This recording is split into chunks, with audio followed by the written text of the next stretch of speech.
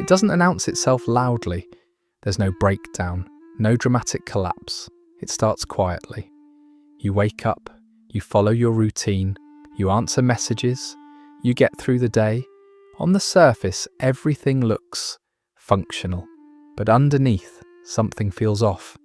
Like you're walking fast yet never arriving anywhere. Days blur into each other, weeks disappear, and one morning it hits you, not as panic, but as a dull realization. I'm in the same place I was last year. The goals you once felt excited about sit untouched. The changes you promised yourself feel distant, almost like they belonged to a different version of you. You're not exhausted in the usual way, you're heavy, as if every step forward requires pushing through invisible resistance, and then comes the quiet self-accusation. Why am I like this? Why can everyone else move forward while I'm stuck? What's wrong with me? Here's the unsettling truth most people never hear. This feeling doesn't mean you're lazy. It doesn't mean you lack discipline or ambition. In fact, it often appears in people who care deeply about growth, but have been pushing against an internal system they don't understand. Because sometimes the problem isn't that nothing is happening. It's that too much is happening. Inside, your mind is busy, your body is alert, but your direction is missing. This moment, this strange pause where life keeps moving but you don't, isn't failure. It's a signal, a silent alarm from your nervous system, telling you that the way you've been living no longer fits who you're becoming. And before we try to fix it, we need to understand it.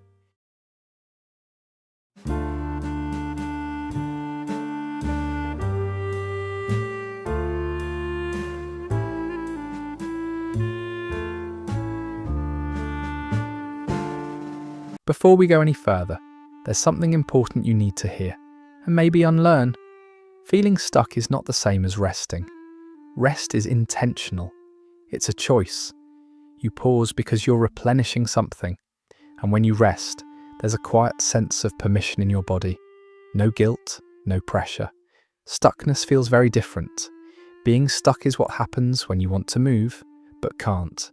When part of you is reaching forward, while another part is holding the brakes. It's a state of unwanted stillness, not peace, not recovery, just friction. And this is where so many people turn on themselves. They label it laziness, a lack of motivation, a personal flaw, but that interpretation is not only inaccurate, it's harmful, because it treats a psychological state as a moral failure. Here's the truth. If you feel frustrated by being stuck, it means something in you still wants change. Still wants growth, still wants more. A truly unmotivated person doesn't feel this tension. They feel numb. You feel resistance. Your mind is caught between two forces. One part of you sees where you want to go. The other part is wired to keep you safe, familiar, and predictable. And when those two collide, forward motion doesn't feel empowering. It feels threatening. So no, you're not broken. You're experiencing what happens when a nervous system built for survival is asked to transform faster than it feels safe to. And once you see that clearly, the self-blame can finally begin to loosen its grip. To understand why change feels so hard, we have to stop asking what's wrong with you and start looking at what your brain is actually designed to do. Your brain is not built for fulfillment, it's built for survival. For most of human history, survival meant one thing: stay within what's known. Familiar territory meant food, shelter, and relative safety. The unknown meant risk, and your nervous system learned this lesson deeply, that wiring still exists. So when you think about changing your life, leaving a job, starting something new, committing to a different routine, your brain doesn't interpret that as growth. It interprets it as danger. Even if the life you're living now is unfulfilling, even painful, it's predictable. And predictability feels safe to a survival-based nervous system. This is why people often stay in situations they actively dislike. The brain prefers familiar pain over unfamiliar uncertainty. There's also a powerful stabilizing force at play: psychological homeostasis. Just as your body regulates temperature, your mind works to maintain a consistent sense of identity. who you've been, how you're seen, what feels normal. When you try to change too quickly, that system pushes back. Not to sabotage you, but to restore balance. That pushback can feel like exhaustion, anxiety, fog, a sudden loss of motivation. And here's the critical reframe. That resistance is not weakness, it's self-protection, misfiring.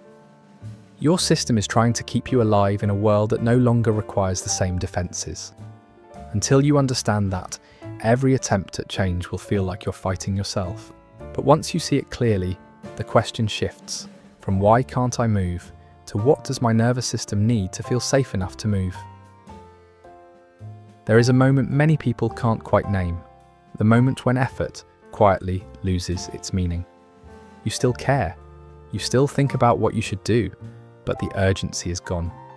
The belief that trying will lead somewhere meaningful has faded, and eventually, not trying feels less painful than hoping. This is not apathy, this is learned helplessness.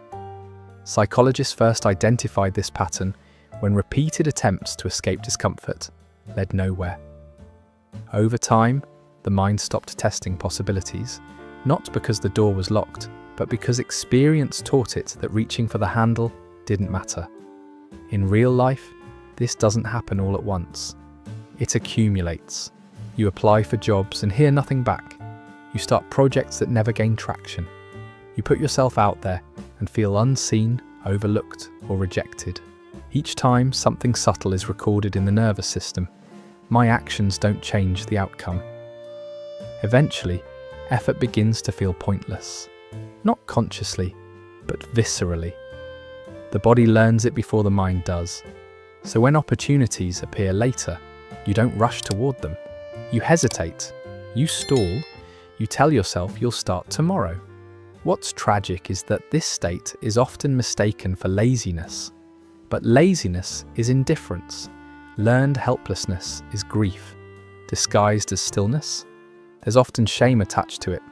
People blame themselves for not pushing harder, without realizing that pushing harder once hurt. And the nervous system remembers. Here's the crucial insight most people miss. Learned helplessness isn't a permanent condition. It's a learned response. And anything learned can be unlearned, but not through pressure. The system doesn't need more discipline. It needs evidence. Evidence that effort, even in its smallest form, can create a different outcome. That reaching again won't result in the same emotional cost. You don't escape this state by leaping forward. You escape it by gently proving, over and over, that your actions matter again. And that proof begins far smaller than you think. At first glance, it doesn't look like a problem. You have options, endless ones, different career paths, countless ways to improve yourself, new routines, new tools, new advice arriving every day. On the surface, this should feel empowering, and for a moment, it does. But then something strange happens. You don't move. Instead, you think. You compare, you research, you save videos, you make lists, you wait for clarity to arrive before taking the first step. And slowly, without realizing it, momentum disappears. This is the overchoice trap. When your mind is presented with too many possible futures at once, it struggles to commit to any of them. Not because you lack intelligence or ambition, but because choosing one path automatically means not choosing all the others. And that loss feels heavier than it should. So the mind tries to protect you by delaying the decision. You tell yourself you're being responsible, strategic, thorough, but underneath there's fear. Fear of choosing wrong, fear of wasting time, fear of realizing, too late, that there was a better option you didn't take. The result is paralysis, disguised as preparation. Here's the quiet truth. Clarity doesn't arrive before action. It arrives through it. Most people don't fail because they chose the wrong path. They fail because they never chose a path at all. They stayed in possibility, where nothing can be tested, nothing can be proven, and nothing can move. And while you're standing at the crossroads, life keeps going without you. Sometimes the most dangerous decision isn't choosing wrong, it's choosing nothing. There is another force that keeps people stuck, one that operates quietly, beneath awareness. It's the conflict between who you believe you are and how you're actually living. You might see yourself as driven, creative, capable, someone with potential. But when you look at your days, how you spend your time, what you avoid, what you postpone, the picture doesn't match. And that gap creates tension. Psychologically, this is called cognitive dissonance. But emotionally, it feels like a low-grade inner war. Every time your actions contradict your self-image, discomfort arises. And the mind has to resolve it somehow. There are only two options: change the behavior or protect the identity. Changing behavior is hard. It requires effort, risk, and uncertainty. Protecting identity is easier. So the mind begins to rationalize. I'm not procrastinating, I'm preparing. I'm not avoiding, I'm waiting for the right moment. I could do this any time, so it's fine that I haven't yet. These stories aren't lies in the traditional sense, they're psychological shields. They allow you to preserve the image of who you are, without confronting the pain of not living it. But over time, the cost becomes heavy. The longer the gap between identity and action remains, the more energy it drains. Motivation fades, confidence erodes, and stuckness becomes the price you pay for not wanting to face that internal mismatch. Here's the deeper truth. Feeling stuck is often a sign that an old identity is no longer sustainable. You're not failing to become who you are. You're resisting the discomfort of letting go of who you thought you were. And that resistance, more than anything else, keeps the war going. One of the most confusing parts of feeling stuck is this. You know what to do, yet you can't bring yourself to do it. From the outside, it looks like procrastination. From the inside, it feels like something deeper, heavier, almost physical. That's because it is. When your brain perceives uncertainty as a threat, it doesn't just send a thought, it sends a signal to your body. The nervous system shifts into survival mode, and one specific response often takes over: freeze. Freeze isn't panic, it's not flight or fight, it's the moment your system decides that staying still is safer than acting. Energy collapses inward, your chest feels tight, your limbs feel heavy, even simple tasks start to feel overwhelming. This isn't a failure of willpower, it's the ancient threat detection center of your brain overriding the planning, logical part. When fear is present at the nervous system level, insight alone can't move you forward. You can't think your way out of a bodily state. That's why advice like, just push through it, so often backfires. It ignores where the fear actually lives. And here's the most important shift. When you feel frozen, your system isn't trying to sabotage you. It's trying to protect you. It believes that action equals danger, even if that danger is social judgment, failure, or loss of identity. The tragedy is that in a modern world, freeze keeps you safe from nothing and costs you everything. Understanding this changes how you respond to yourself. Instead of forcing movement, the real work becomes creating enough safety for movement to feel possible again. Because the body doesn't need pressure, it needs reassurance, and once that happens, motion begins to return, quietly, naturally, without force. There's another layer to this story, one that has nothing to do with character and everything to do with chemistry. Motivation is not a personality trait, it's a neurochemical process. At the center of it is dopamine, the molecule that signals anticipation, drive, and reward. In a balanced system, dopamine is released after effort. You work, you persist, and your brain learns this was worth it. But modern life changed the rules. Today, dopamine is available instantly. No effort required. A scroll, a notification, a video, a snack, a game. Each one delivers a small hit of relief, a brief sense of pleasure, without asking anything from you. Over time, your brain adapts. Why struggle through something uncomfortable for a delayed reward when comfort is always one tap away? This is how quiet addiction forms. Not dramatic, not destructive on the surface, just enough to numb the tension that would otherwise push you forward. When this happens, real goals start to feel flat. Writing, learning, building, anything that requires sustained focus feels unusually heavy. Not because you don't care, but because your brain has been trained to expect easier rewards. So you end up in a strange imbalance. A dopamine surplus for distraction. A dopamine deficit for meaning. And here's the cruel irony. The more you rely on comfort to escape the discomfort of being stuck, the harder it becomes to leave that state. Comfort becomes the cage. Not because it's evil, but because it's always available. The way out isn't self-punishment or extreme discipline. It's awareness, seeing the loop clearly, creating just enough distance from easy relief so your system can remember what effort used to feel like. Because motivation doesn't disappear, it gets replaced. If you've listened this far, you might be wondering what actually breaks this cycle.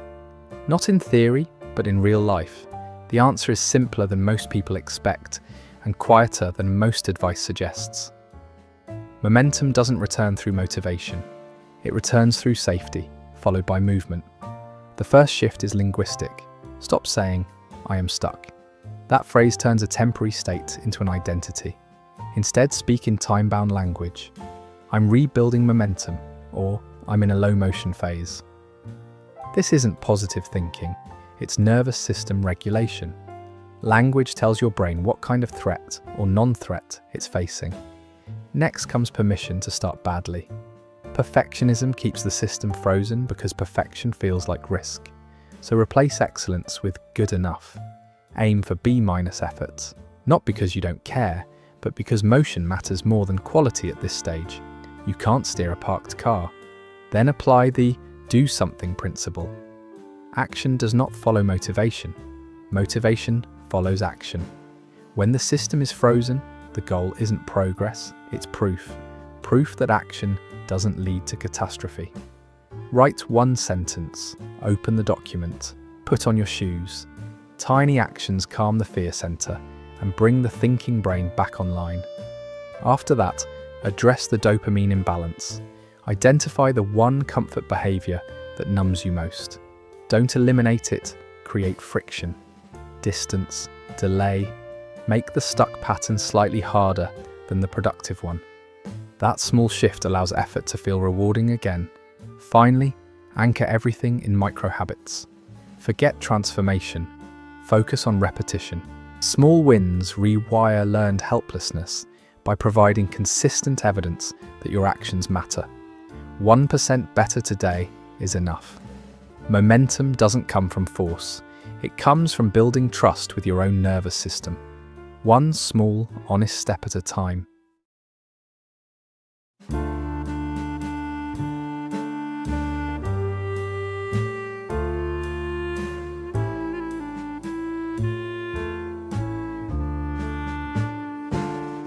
If there's one thing I want you to remember, it's this. Feeling stuck is not a life sentence, it's a threshold. This state doesn't appear because you failed. It appears when an old version of your life no longer fits, and a new one hasn't fully taken shape yet.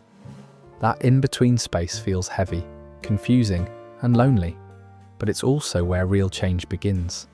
If nothing inside you wanted more, you wouldn't feel this tension. You wouldn't feel restless. You wouldn't be here, listening. The discomfort isn't proof that you're falling behind. It's proof that something in you is waking up. You don't need to see the whole path. You don't need certainty. And you don't need to fix everything at once. Those expectations are often what keep people frozen. What you need is one honest step. One small movement that feels safe enough to take today. Momentum doesn't arrive all at once.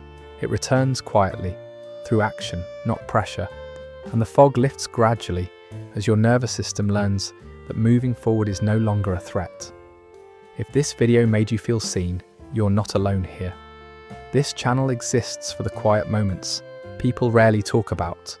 If you want to explore more of the psychology behind growth, healing, and change, consider subscribing. And if any part of this resonated with you, I'd really like to hear your experience. leave a comment below. Sometimes the first step forward is simply letting yourself be heard. Thank you for watching.